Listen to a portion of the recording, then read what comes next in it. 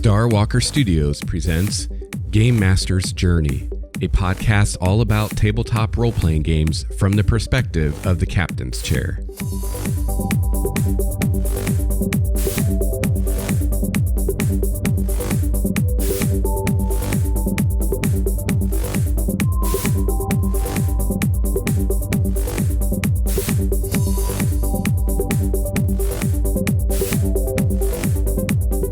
Greetings, gamer, and welcome to Game Master's Journey, a podcast all about tabletop role-playing games from the perspective of the captain's chair. I'm your host, Lex Starwalker. This is the Season 1 finale episode. Today, I'll discuss feats and multiclassing in Dungeons & Dragons. So join me on the journey. Together, we can become game masters truly worthy of the title.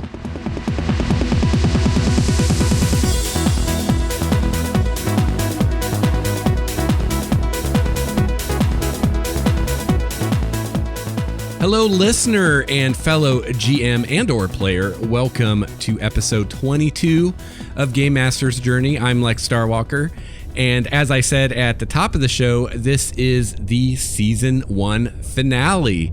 So I'm really excited to be recording today, and I'm really excited about Season 2, which is on the horizon. I'm going to have some more interviews in Season 2. I'm also going to be having my world building bonus episodes. And if you, listener, have any suggestions for the show or requests or topics you'd like me to consider, let me know. Send me an email at gamemastersjourney@gmail.com, and I'm always looking for ideas and feedback. So just again, to let you know kind of how the seasons of the show work, I have 12 episode seasons, not counting bonus episodes. So season 1, I had 12 regular Game Master's Journey episodes, and then there were the 10 Obsidian Monolith bonus episodes. So season 2, I will have another 12 Game Master's Journey episodes, and then I'm going to start having world building episodes. So I have no idea how many of those there'll be. I don't know how often they will be coming out. Probably not every week like the Obsidian Monolith ones did. It might be a few weeks in between world building episodes. I'm going to try really hard to keep to my half-hour format. I know a lot of the Obsidian Monoliths went really long, and quite a few of the regular episodes went a little long. I used to do hour-long shows when I did GM Intrusions, and so it's taking some getting used to with the shorter format, but I do think that a half hour is where we want to be at. Anything more than that, and I'm probably just rambling too much. But that said, this episode may be a little bit longer, but that's because it's a season finale, and I have a couple good-sized topics to talk about today. And yeah, I wanted to talk about them today, and I also have a couple just kind of miscellaneous things that I want to cover here at the top of the show. And the first of those is a recent report that just came out. Well, I'm recording this a little early, so it was yesterday for me, but we're time traveling here with the magic of podcasting, thanks to the Obsidian Monolith. So the OR Group, which are the makers of the Roll20 virtual tabletop, has released their report that they put out every once in a while of what games people on Roll20 are playing. And they have reported that D&D 5th edition is the most played game on Roll20 right now. And it's interesting to note that the top 4 most played games on Roll20 right now are some flavor of D&D. So in number 1, we've got 5th edition. Number 2 is Pathfinder. Number 3 is 3.5, and number 4 is 4th edition. Which I have to say, I am shocked that 4th edition is even on the list. But I guess some people like it. Not everybody despises it as much as I do. So that's pretty cool. And again, we're considering Pathfinder a flavor of D&D. I think of it as 3.75 personally. So that's really cool that the top 4 spots are D&D. And those 4 games together make up 69% of the games played on Roll20. So all the games after the top 4, I mean, you're dealing with pretty small percentages of people that are actually playing those games. And it's also notable that for some reason they combined Advanced Dungeons & Dragons 1st and 2nd edition together. and that is number 8. So that's up there too. I don't understand why they combine some games and then they don't combine others.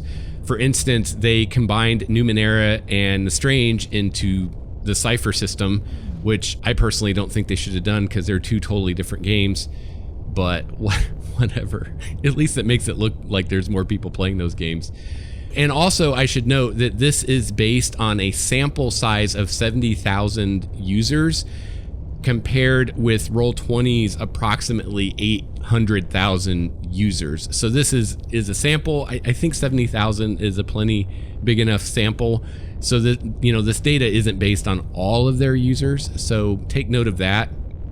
So really interesting stuff. And the last 2 of these they put out, Pathfinder was on top in the number 1.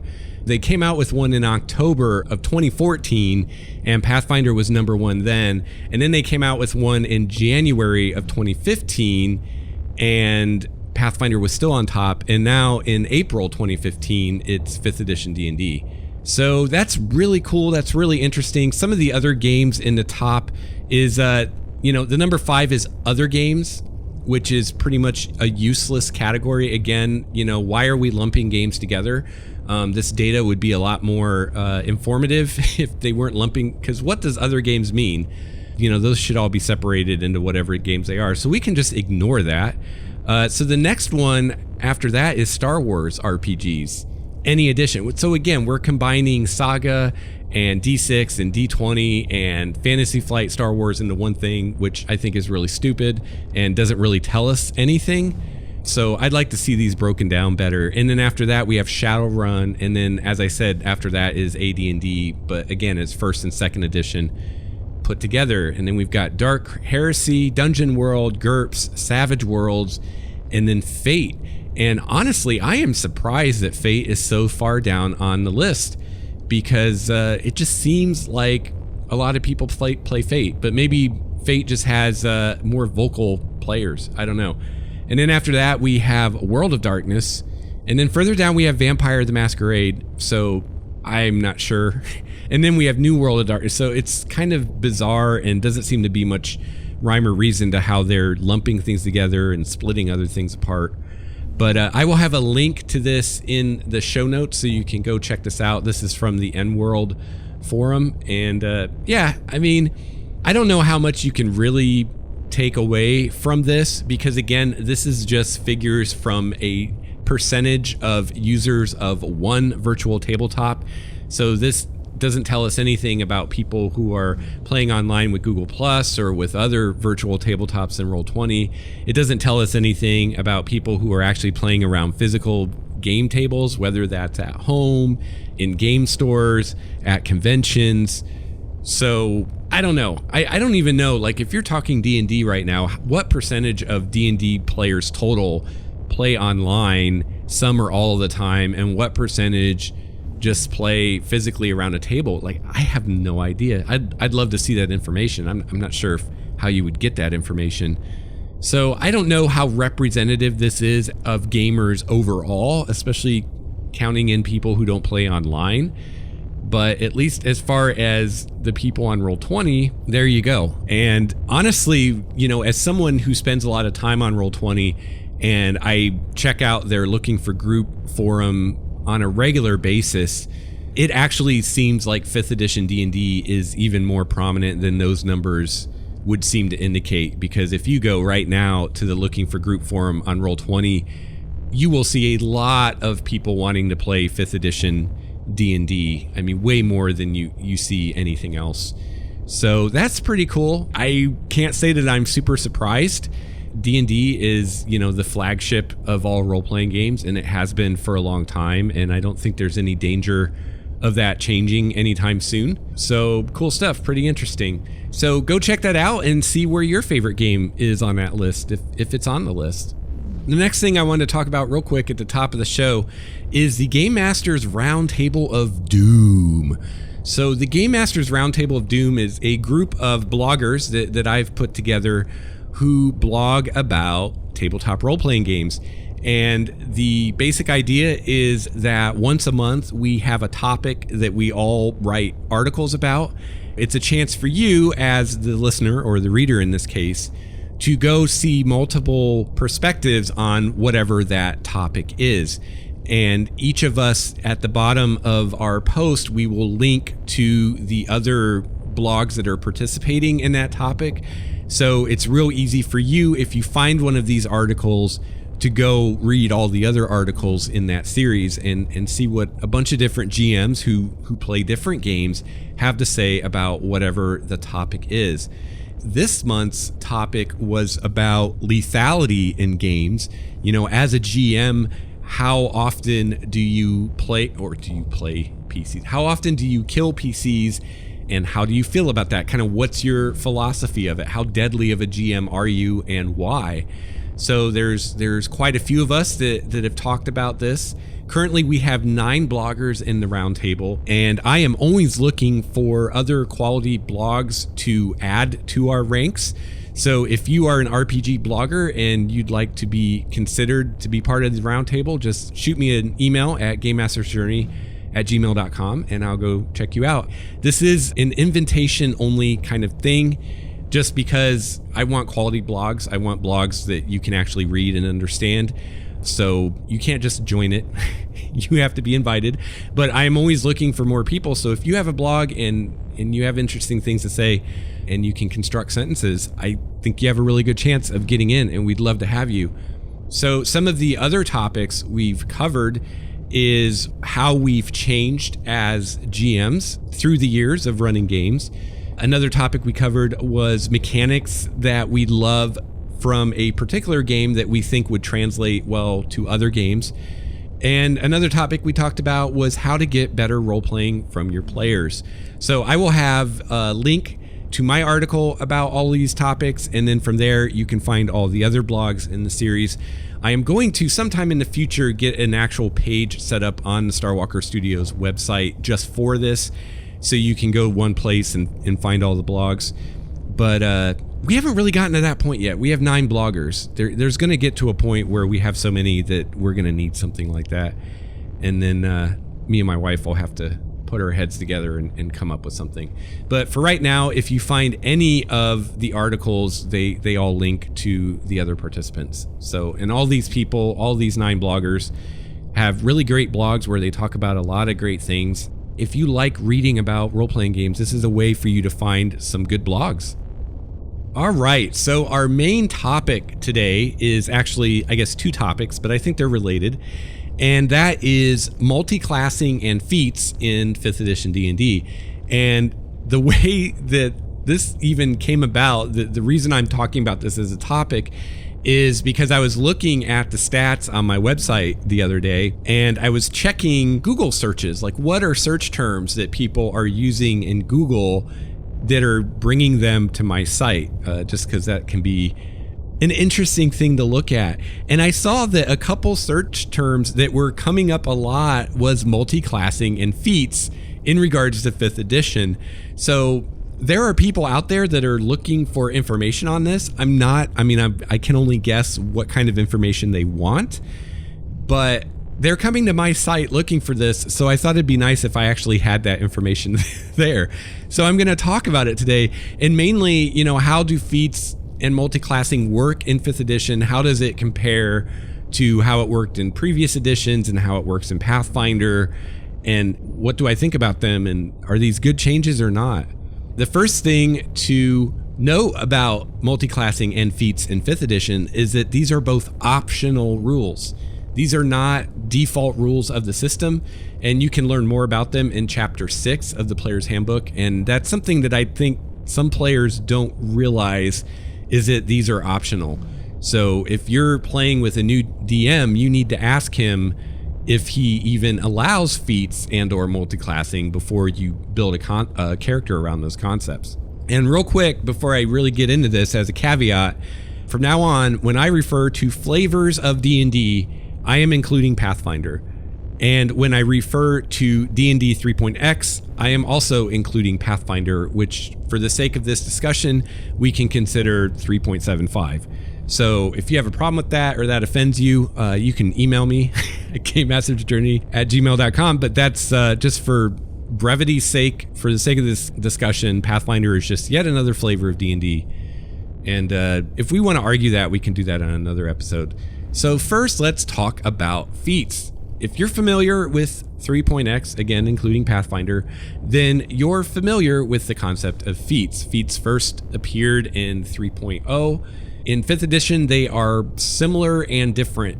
So they're similar in that they are a way for any character to purchase abilities to expand their capabilities. As in 3.x, for the most part, feats are not tied to a particular class or archetype. So these are special abilities you can get for your character, and just because you're a fighter doesn't mean they're necessarily feats that you can't get because you're a fighter. They're kind of, any feat is open to anyone for the most part. Now, when 3rd edition first came out, I loved the idea of feats because before that in D&D, we didn't really have anything like that. I think the closest thing we had to that kind of custom I don't know what the word is. That ability to customize your character was kits in 2nd edition, and it was still different than feats. Feats were this great idea of, hey, I can take this thing and my character can get this cool new ability or do this new thing, and it gives a different spin to my class, maybe, or maybe gives me an ability that my class wouldn't even normally have. And it's a way to customize my character so that, when you look at 5 fighters, they're not all the same. Of course, those of us that played 3.x much realized that they kind of ended up, a lot of them being the same. But that was due to some of the problems with how feats were implemented in those versions. So it was later that I realized that I wasn't as huge a fan of feats as I originally thought I would be, because of things like feat trees and feat bloat and just feats individually not being that impressive, and min-maxing and cookie cutter builds and all that kind of crap, which we might get into that a little bit. But I'm going to follow my outline or else this episode's going to be 5 hours long. So those are the ways that they're the same. They're different now in that there are fewer feats to choose from. You also receive fewer feats during your character's career, and individually the feats are more powerful, and of course, as I already mentioned, they're completely optional. So 3.x, I guess you could take feats out of the system, and I'm sure some people have, but it would require a bit of work, right? Where 5th edition, you can run without feats and it doesn't require any work because it's optional to begin with. If your DM uses the feats optional rule, then every class level where you would get an ability score increase, you can instead take a feat. So this means that for most characters, the first chance you're going to get to take a feat is at 4th level. Humans are the only characters that can get a feat at 1st level, and then only if your DM uses the human variant rule. And so basically, again, this is another optional rule. Humans just by default get a +1 to all of their ability scores. However, the human variant rule, which again is optional, and you need to ask your DM if he or she allows this, is instead of getting +1 to all your ability scores, you get +1 to 2 ability scores. You get a feat of your choice, and you get an extra skill proficiency of your choice.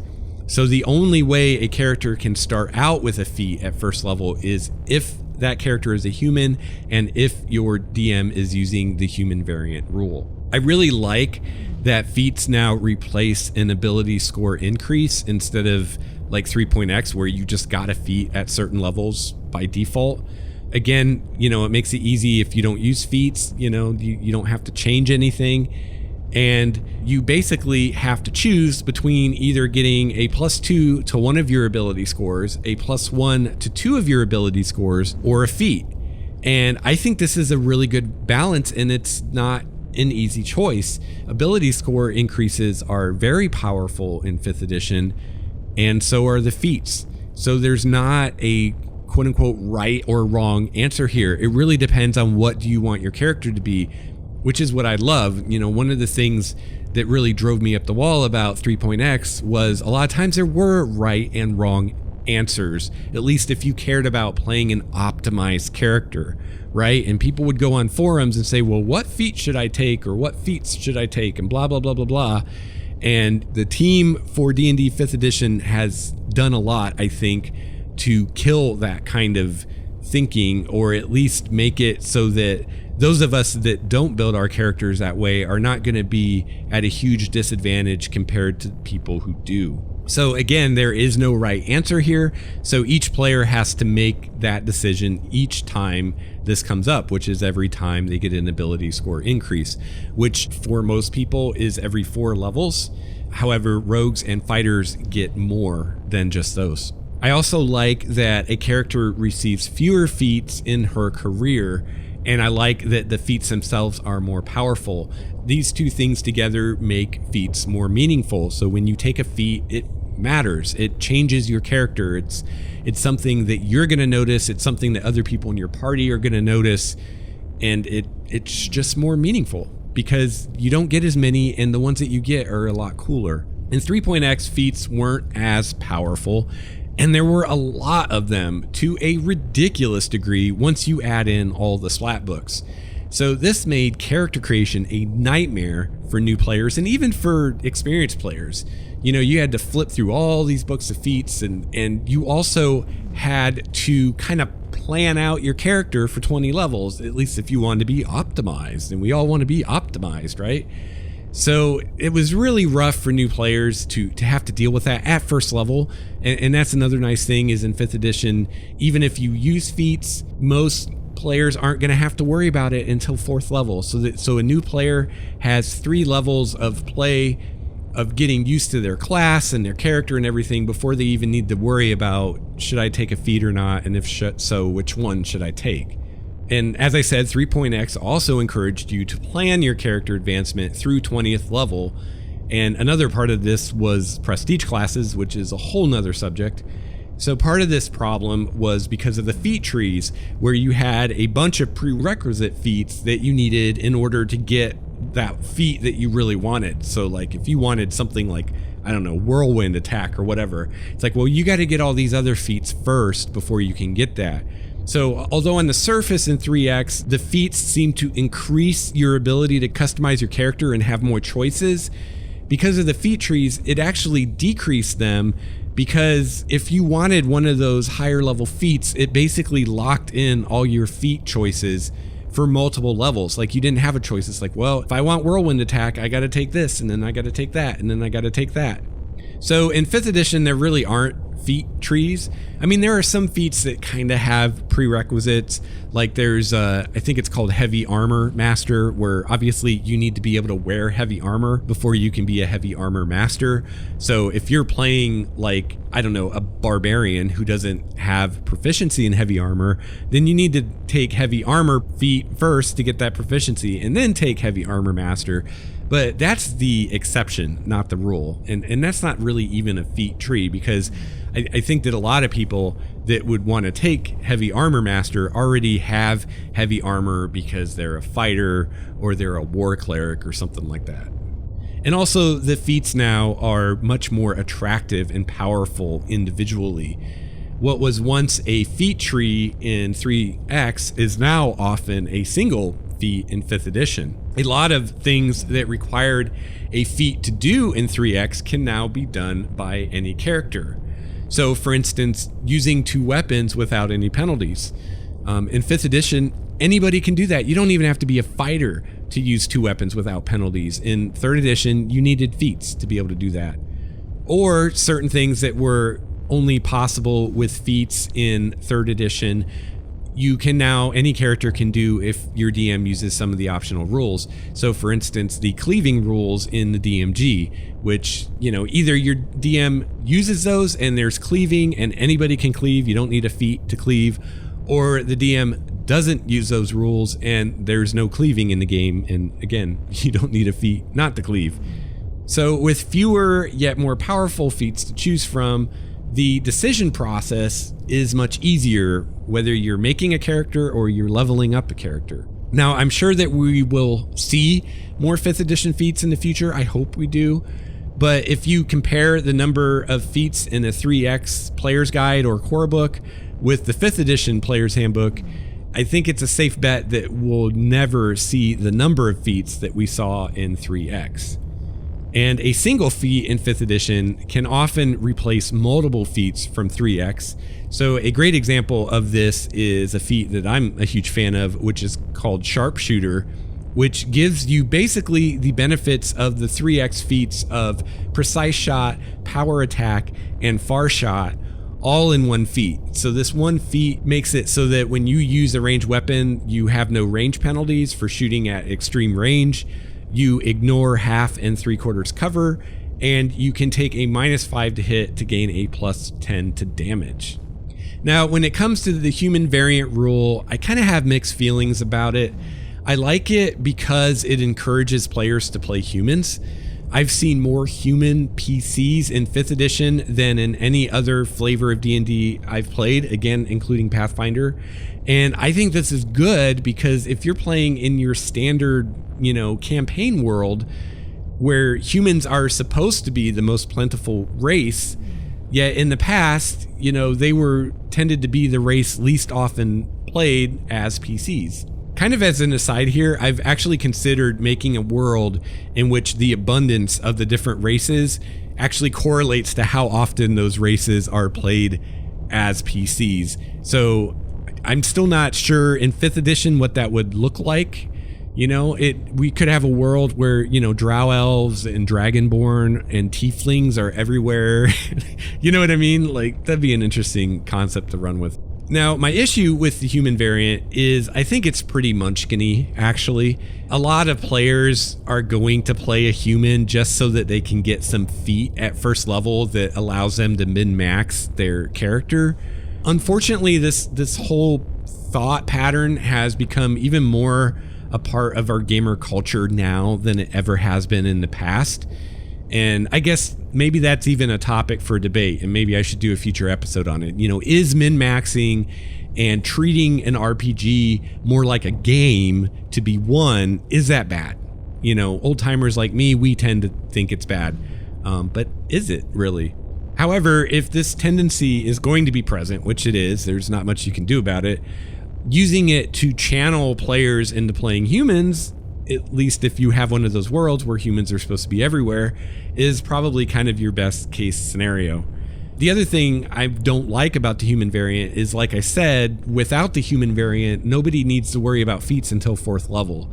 If you're playing with a lot of new players, I wouldn't use the human variant because, it's one less thing for them to worry about at first level when they're making a character, and it makes character creation quicker and easier to understand for new players. And that's one thing I really like about how the classes were designed. If you look at the classes, a lot of the stuff in earlier editions that you got kind of piled on you at first level are now, you get part of it at first level, you get part of it at second level, and then maybe some more of it at 3rd level.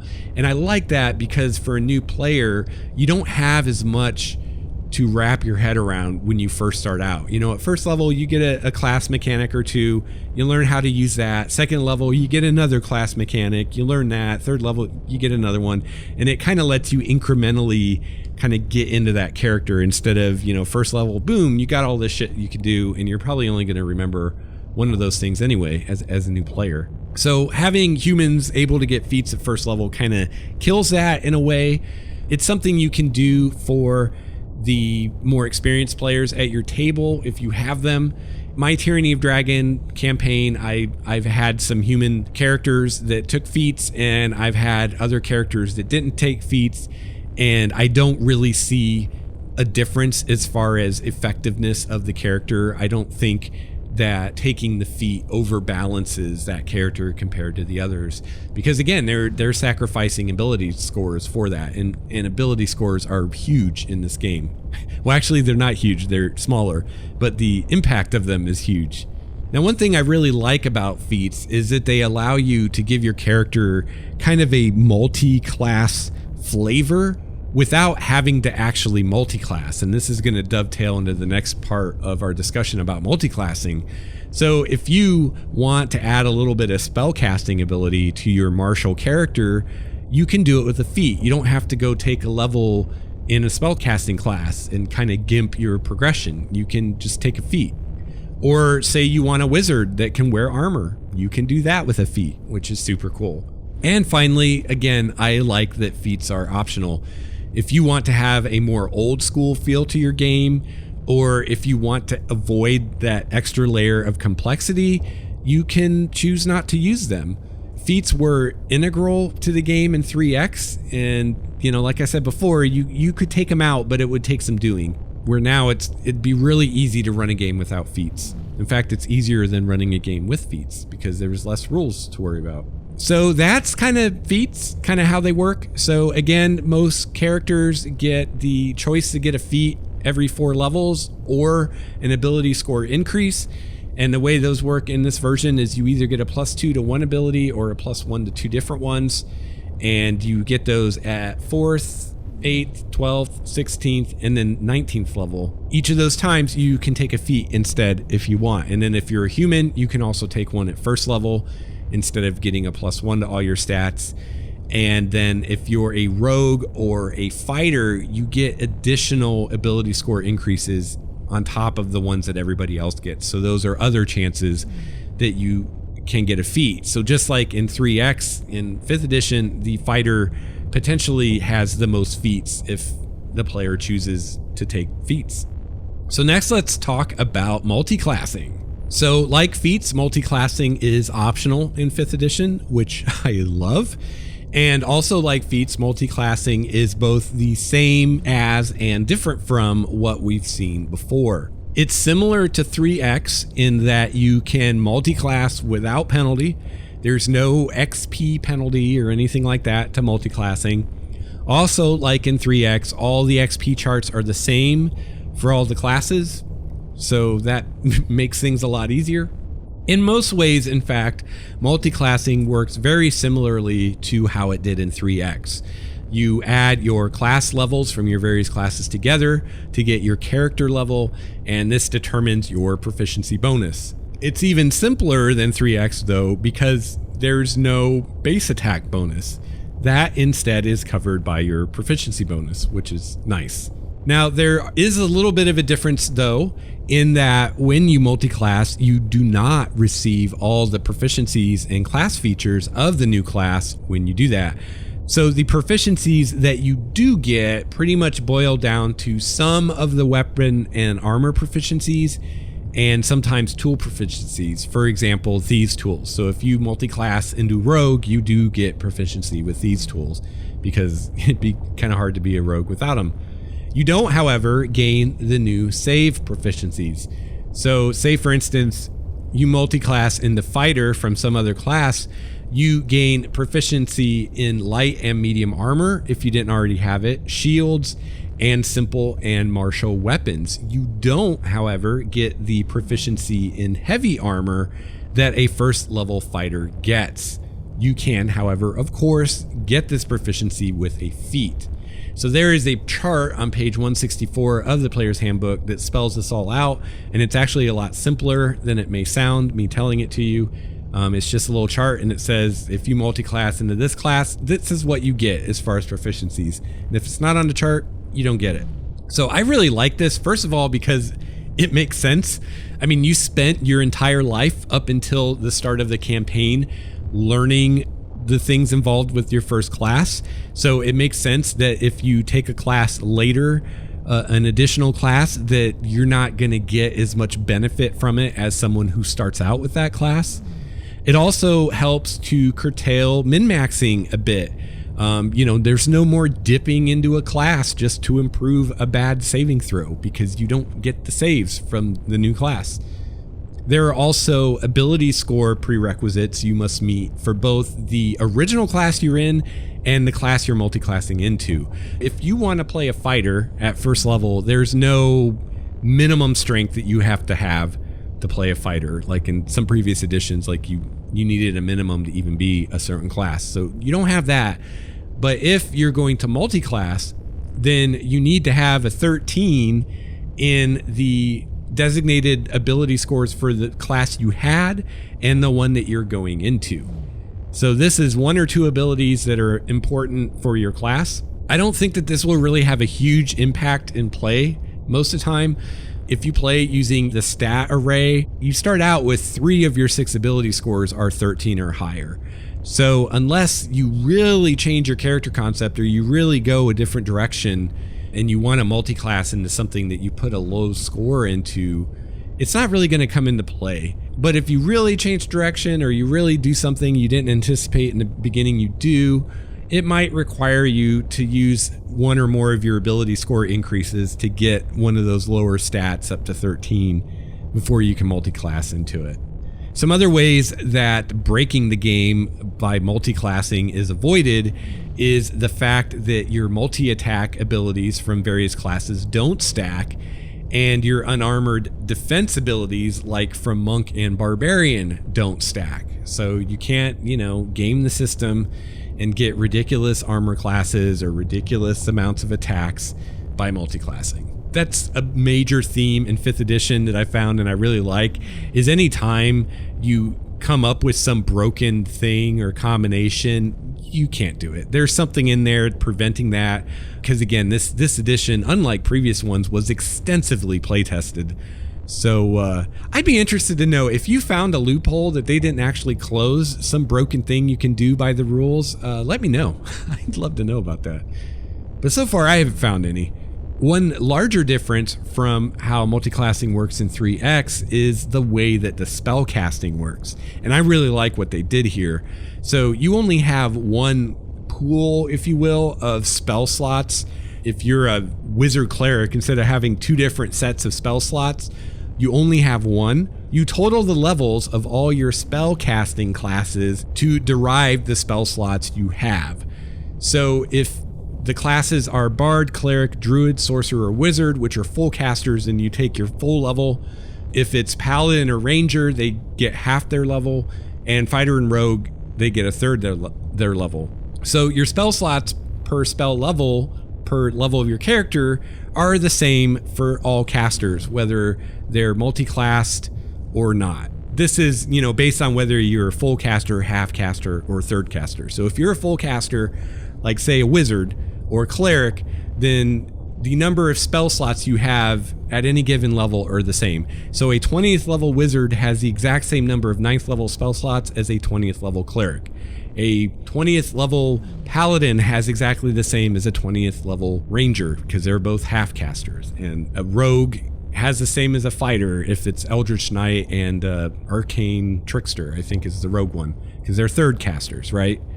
So all you do is you total those up. So if you're a 10th level Cleric, 10th level Wizard, then your spell slots look exactly like a 20th level Cleric or Wizard.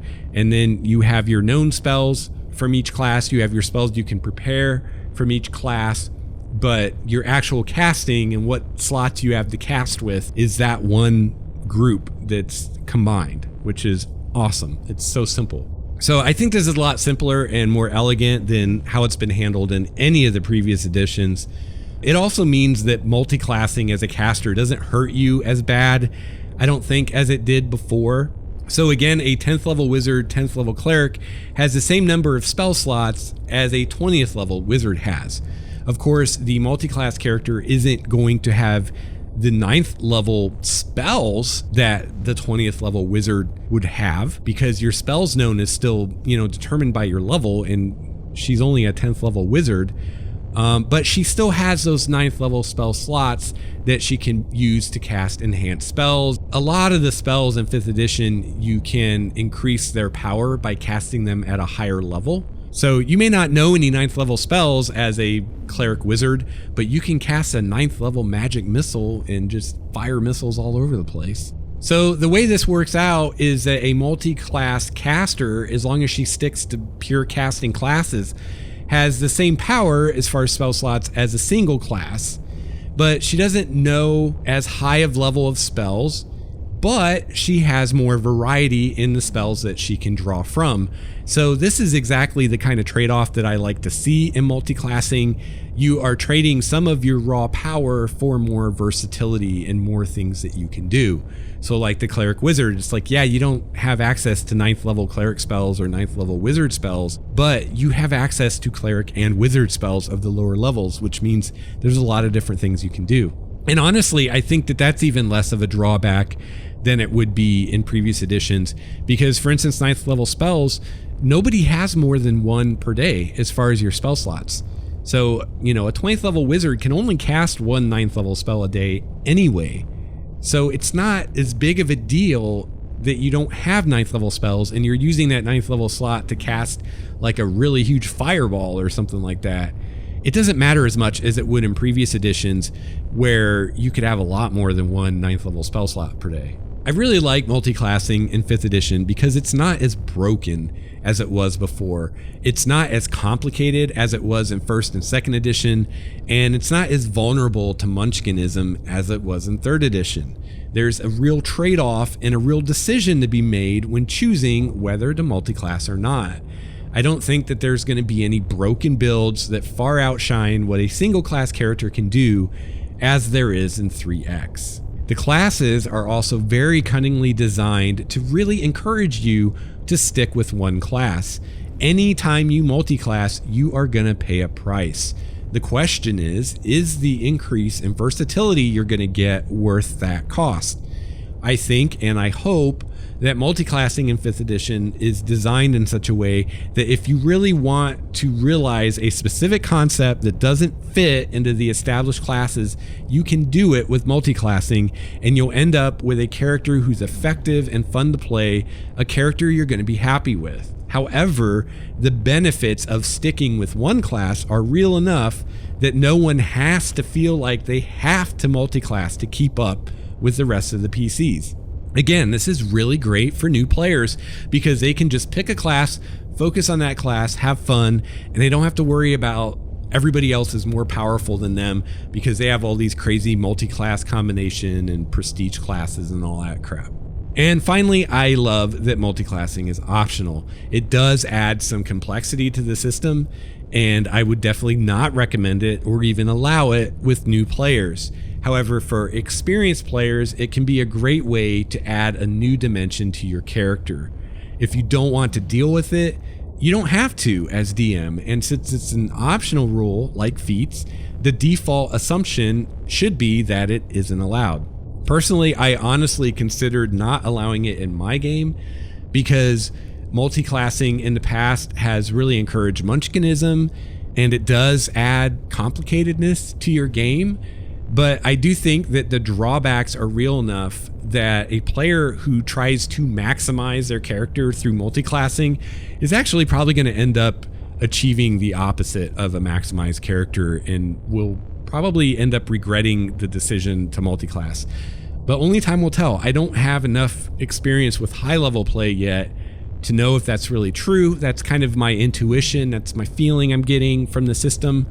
That, you know, if you really want to maximize character, you're better off picking a class you really like and sticking with that, and maybe, you know, using feats to branch out if you want, or using one of the archetypes. Like if you're a fighter going Eldritch Knight or something like that, if you want to throw spells for some reason, I feel like that's the more optimal way to go than trying to combine different classes together, just because the way your ability increases work. And this is another difference I almost forgot to point out.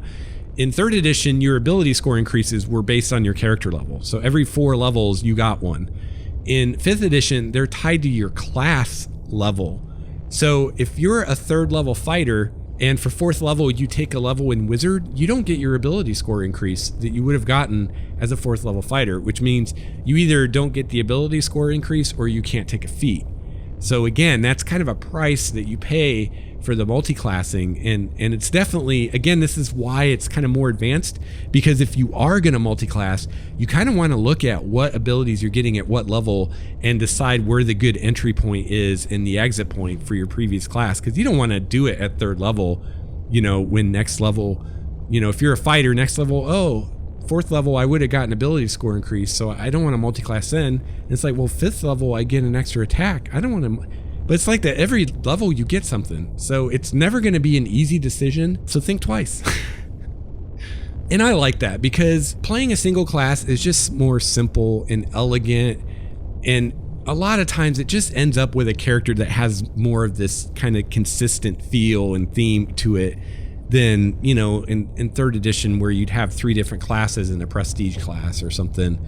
And yeah, I like having options like your different archetypes within the classes and options like feats and being able to really make your character unique in that way and not having to mix and match a bunch of classes to do that. And also your backgrounds. And, you know, the things I'd like to see in 5th edition, even more than, I mean, I'd be okay with new feats. I don't really feel like I need new feats. What I'd really like to see is I'd like to see more class archetypes. So I'd like to see more schools or specializations for the wizard. I'd like to see more domains for the cleric. I'd like to see more archetypes for the other classes, but especially the domains for the cleric. That's the one we really, really need. Because I've been world building and trying to build a cool pantheon when you only have like 6 domains or something is pretty rough. It, you know, a bunch of your gods end up having the same domains and they don't really have one that really fits them. Now again, 3X, we had way too many domains, but I think the sweet spot is somewhere in between the number we had in 3X and the number we have now. So I'd love to see more domains. But I'd love to see more options for all the classes. You know, right now it's like if you're a barbarian, you have 2 ways you can go. If you're a druid, you have 2 ways you can go. I'd love to see that even more than I'd love to see feats or new spells or whatever. New backgrounds and new class archetypes would be awesome. And those would be great ways to really get the exact character you want. Another way you can go is homebrewing those, whether as a DM or as a player with your DM's help or approval, is homebrew your own backgrounds, homebrew your own character options. And there was a post on the D&D site just recently about exactly how to do that, how to make different archetypes for classes or how to make a different version of a class, and I will have that linked in the show notes. It's really cool stuff. And they gave us 2 examples. They gave us an example of a variant ranger who has no spells, and they gave us a new whatchamacallit, I can't remember what it's called, for a sorcerer, but a new origin for their power, which is the favored soul, which is a sorcerer who is getting their power from a deity and is kind of like a chosen of that deity. Those are really cool. And unlike, and I want to shout out to Nerdarchy again. They said this on one of their videos, and I totally agree. Unlike what they did in the DMG with showing you how to come up with a custom race or sub-race, where they did the Azamar and they did the Eladrin, which were like, come on, any of us could have done that. That was super easy. They kind of took the low-hanging fruit there. With these 2 examples for customizing a class, they actually did trickier ones that really well illustrates how you would go about this and what the thought process would be of doing something drastic like taking spells away from a ranger and giving them other things. And it's not just a thing of giving them things of equal power, but it's giving them things that give them the same type of abilities. If you're taking away an ability from, say, the ranger that aids in exploration, then you want to add something else that aids in exploration. Or if you take something away that aids in combat, so our 3 pillars, exploration, social interaction, and combat, you want to think about those when you're fiddling with classes. So if you're taking away a social ability, you need to replace it with another social ability, that kind of thing, which is really cool stuff.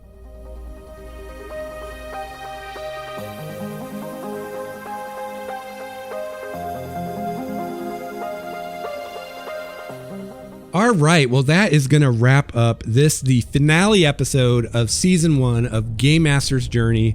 I really enjoyed digging into feats and multiclassing a little bit, and I hope that those of you that have been looking around on Google for information on that, I hope you come back to my website and you find this article and you find the show notes and that this is helpful to you.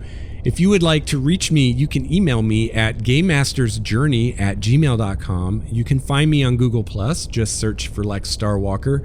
You can follow me on Twitter at Lex Starwalker. You can also check out my YouTube channel, youtube.com/c/Starwalker Studios, or just find the link at the bottom of the show notes. And I have actual play videos there. I am currently running Tyranny of Dragons for D&D. I think we're running our 12th session tonight, so those are all up on YouTube. You can check those out. You can also find me on twitch.tv/Starwalker Studios, or again, it's linked at the bottom of the show notes. If you want to watch my games live when I stream every Thursday at 6:30 p.m. Eastern Time. Also visit the website, starwalkerstudios.com, where you can find the show notes for this show. You can find our other podcasts, and you can find links to the Game Master's Journey Google Plus community. We have a lot of fun there. Really hope you'll join us.